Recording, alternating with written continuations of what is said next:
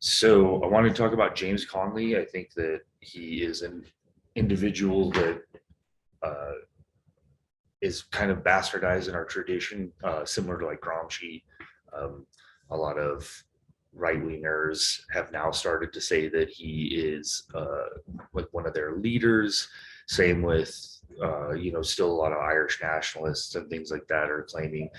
Um, but Conley's traditionally, like if you read his stuff or look at any of his his history, he was an internationalist completely. Um, so there's several things before like getting into this.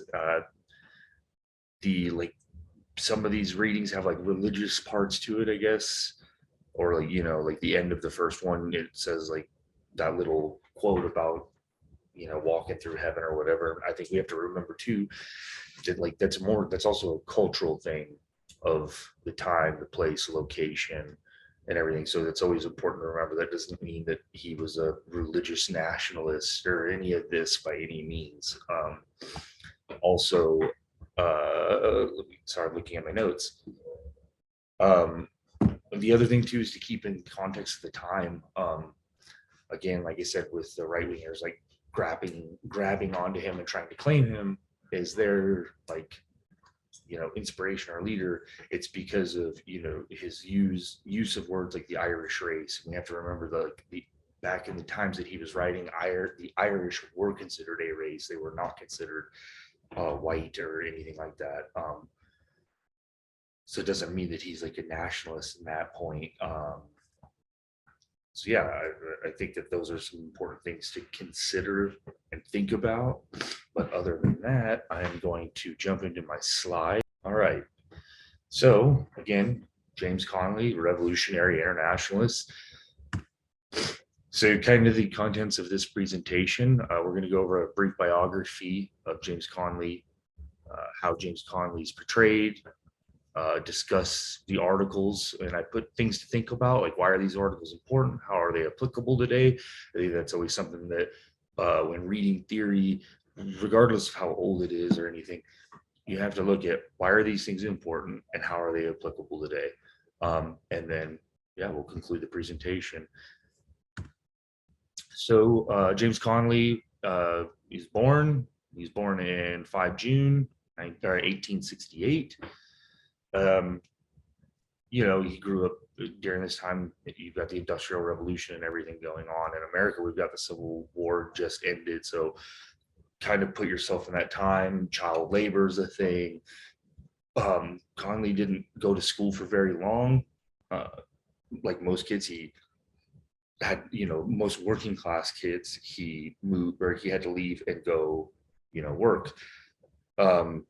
He was actually born in Edinburgh, Scotland, in an Irish community. His family, his dad and mom moved because of the potato blight, or the potato famine as people refer to it. So, he was an immigrant as well. So kind of moving forward, he had that rough life. You can just think, factory work, hard work, meager pay. Yeah. So kind of similar to a lot of circumstances. I know my circumstance personally, he joined the military. It was a way to escape this, the drudgery of this. It was a way to kind of transform yourself and jump a status or whatever you want to say. Think of it as economic conscription. I always tell people that's kind of the reason why I joined. There wasn't a whole lot of options at the time, and we look at the condition of our world. You don't get education and healthcare in this country, and so yeah. So he goes and does that. Not a lot's known, but it is pretty safe to say that he served in Ireland as well as in India, two colonial territories of the British Empire, and this time in the military more than likely shaped his views of the world, how systems work, things like that. So we go to 1889. He leaves the military, and kind of follows in his brother's footstep, who in becoming active in Marxist politics, starts getting involved in unionism, trade unionism, which was very big at the time, starting to, you know, read and look into these things. Um, so again, in 1903, during this time of him becoming active in Marxist politics, he kind of goes between three different areas. You know, he goes between Scotland, Ireland, and the U.S. You know, in Scotland, there was obviously like a little bit bigger of a like working class movement because of its proximity to England and everything like that. And then in Ireland, it was small, but he was trying, and you know, kind of the same thing in America. There was a large, you know, obviously a large Irish community, so he, you know, comes to the U.S. eventually, emigrates to the U.S. in 1903. Him, his wife, his kids, and he, you know, gets hooked in with the IWW and Eugene Debs and all of these people that we have here. So he's very kind of he's still an integral character even in our own socialist tradition. Like if we're just looking at American socialist traditions, you know, he is also very much a part of that. So during this time, you know, he's kind of trying to write, pen, talk, do everything he can to make money and, you know, feed his family and stuff. But of course, that's hard. Eventually moves back to Ireland and he keeps working, which leads us to 1916, which is the Easter Uprising and his eventual execution. The Easter Uprising was Ireland's attempt to uh, overthrow colonial rule from the British. You know, we got World War One going on at this time. We have uh, Russia's getting ready to be in the midst of its revolution. Uh, Germany is gaining fire. So you know, this is a time across the world where a lot is happening. So uprising happens, it fails. Conley is taken into uh, custody of the Brits. He was shot during the uprising, so he was injured. When they went to execute him, they executed him in a chair, and the amount and rapid and response, I guess, of the execution of these people really like not that British rule didn't upset people, but it had a lot of other people, upset. So of course, like Britain tried to do its typical like revamp its image, and this is again where we start to see kind of Conley's image get turned and changed. So I'm going to move into the articles now. That was just a little, very very brief background of who he is. If you want to check out more, I recommend reading the Conley Reader, which you can get at Haymarket. A lot of good information on him in there. So yeah, the portrayal, James Connolly, like we were saying, has been portrayed as an, just as like a revolutionary, a radical, a communist, an Irish nationalist, just this Irish martyr, like just some, nobody that just really loved the country. And like you said, the right has been trying to. This is kind of the similarity with Gramsci. Um, yes, was James Connolly for the establishment of the Irish nation? Of course he was. He wanted the end of British colonial rule.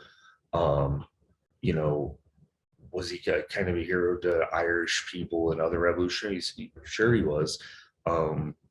Regarding the rights claim, they try to say that, that with the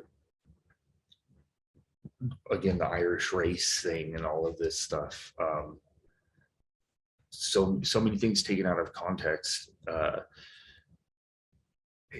and levied against him at this. It is a weird rebranding, especially like regarding the kind of, I always say the kinder, gentler James Conley. So yeah, these are just things that I've seen, I've noticed, I've come across, and it's really frustrating, especially considering like when you the articles that I chose, they're from 1898, and the sentiment that he's expressing in these at that time period, you know, it, it just, yeah. So we'll move on. I really like this quote. It is in one of the articles we read, but it is very true. If you remove the English army tomorrow and hoist the green flag over Dublin Castle, unless you set about to organize the Socialist Republic, your efforts will be in vain. England will still rule you. She would rule you through her capitalists, through her landlords, through her financiers, through the whole array of commercial and industrial institutions she has planned in this country and watered with the tears of our mothers and the blood of our martyrs. I just think that that's a great thing, like that, you know, capitalism sinks its teeth into everything. So it doesn't matter if you know, root out, it's the same thing with like voting. Oh, we voted Trump out and now we have Biden who's doing all the bullshit that he's doing too. It's because they're the same people. It's because they work for capital. And as you see, James Conley saw this, and it was early on in the Industrial Revolution. It was early on in, imperialism for the sake of capital. So I think it's very impressive, that he had this analysis already of the world. So Socialism, Nationalism is the title of that first article. It was written in 1897. Sorry, the first little section, when he's talking about in Ireland, the present time, the first few paragraphs, just wrote some notes. If you replace the language of national stuff with civil rights movements or women's suffrage or any present thing going on, and, we look at the present mode of propaganda or the dominant mode, meaning, bourgeois media, you end up with the same conclusion: stereotyping or glorifying of the past. Again, look at the bourgeois stuff always likes to both sides. MLK, another person, kind of one like Conley and stuff that has been just watered down, weaponized, turned around, like it's not even the same person anymore. So he admits that drawing on this is well and good. Like looking towards the past is always a good thing. But what he points out is these movements in all cases center around organizing first. And so like if we look at like the Haitian Revolution or even our own like American Revolution, whether it's bourgeois, whether it's social, it does not, you see these people organizing because they understand mass is what makes movement, mass is what makes change.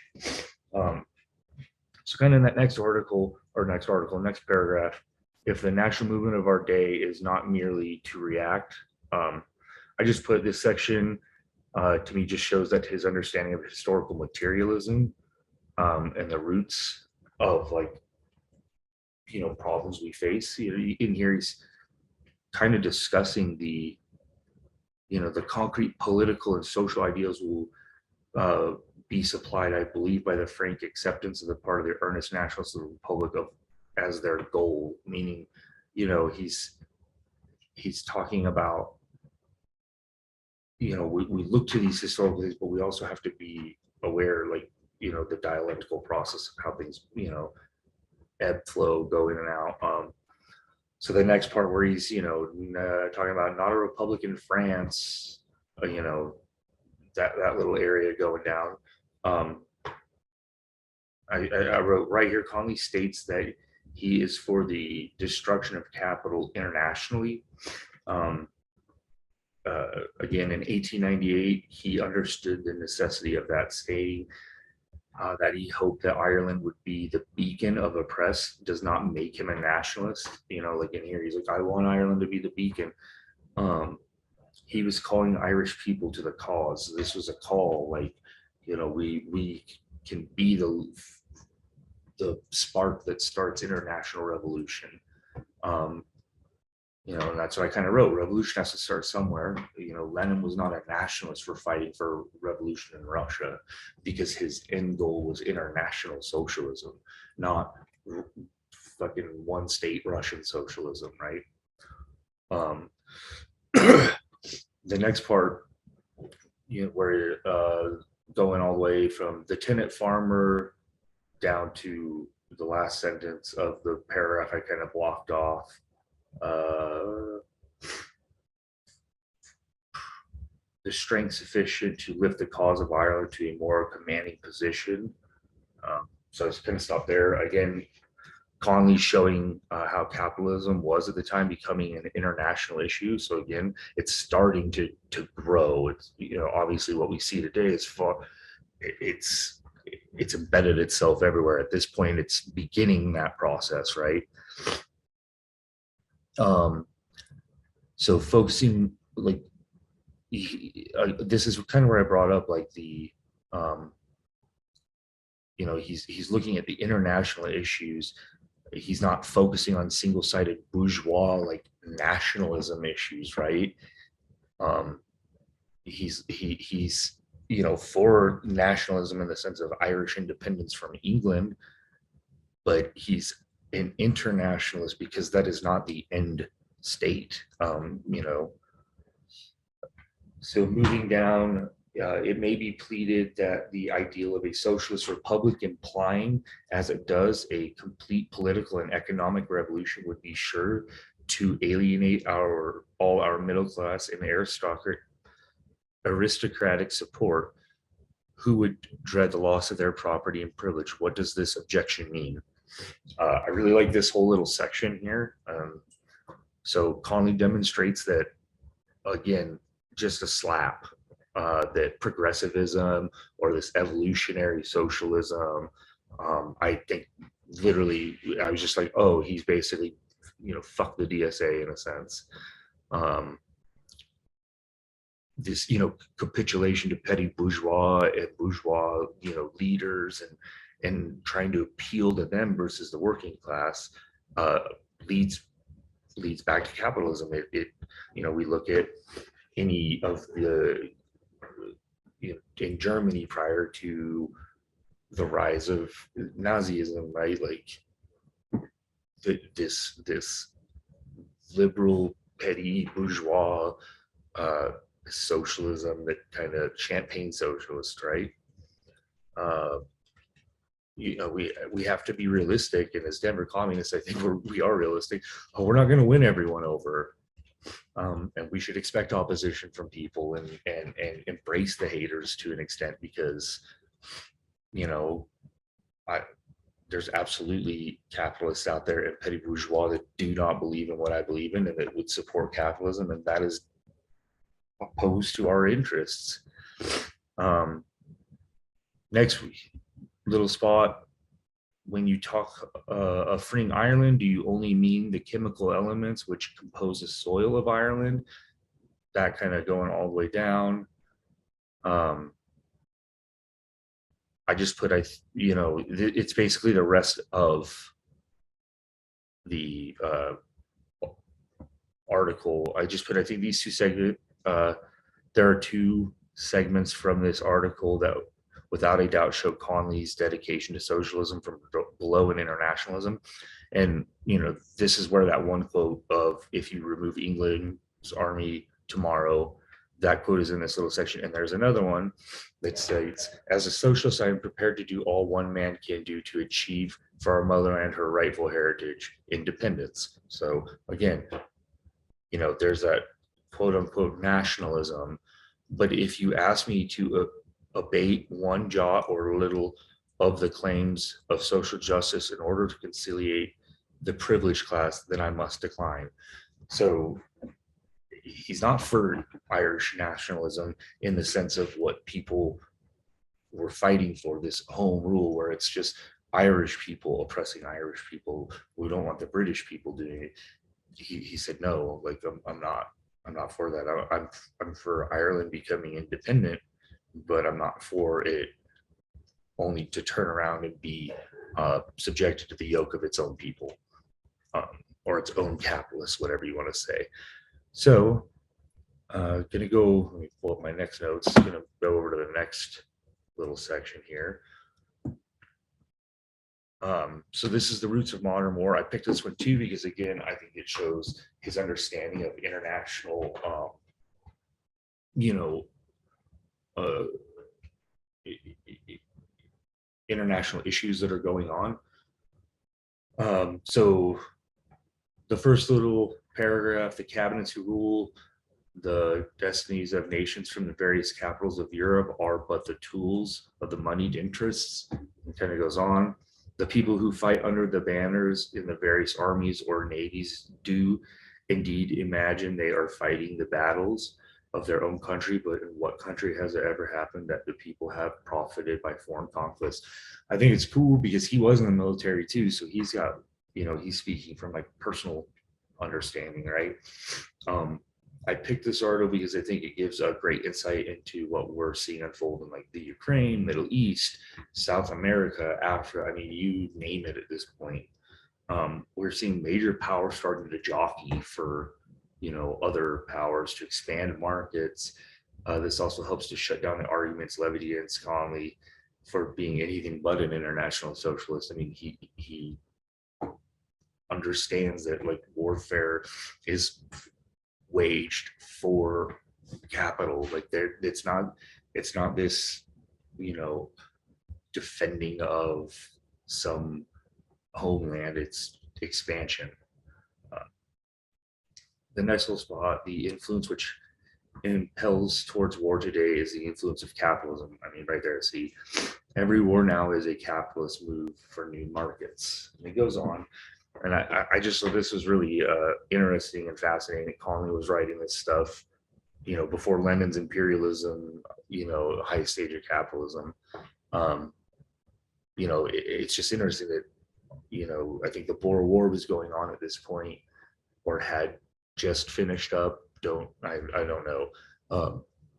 But that he's already kind of seeing these early rumblings of, a major war, which obviously we see in 1914.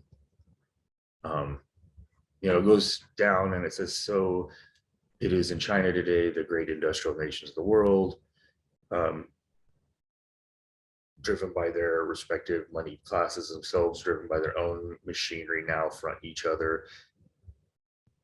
In the Far East, we look at all of the rhetoric around when that Saudi prince or whatever like chopped that dude's head off, but yet we were still like down to get Saudi money. We're still doing business with Russia, even though like we hear our politicians beat their chests and all of this, because it doesn't matter. At the end of the day, it's about money for them, and he's calling that out. And so this right here is really cool. So after the Easter Rising, Lenin, old Papaw, said this: to imagine that social revolution is conceivable without revolt by small nations in the colonies and in Europe, without revolutionary outburst by a section of the petty bourgeois with all its prejudice, without a movement of the politically non-conscious proletariat and semi-proletariat masses against oppression by the landowners, the church, and the monarchy against national oppression, etc. To imagine all of this is to repudiate social revolution. So one army lines up in the place and says, we are for socialism, and another somewhere else says, we are for imperialism, and this will be the social revolution. Only those who hold such a ridiculous, pedantic view could vilify the Irish rebellion by calling it a push. That's the other thing. The Easter Uprising has also been like looked down on as just, it's just a push. It wasn't, this or that, and as we see how Lenin was saying it, and even just looking at it, like that's not the case. Like it was a genuine attempt at social revolution.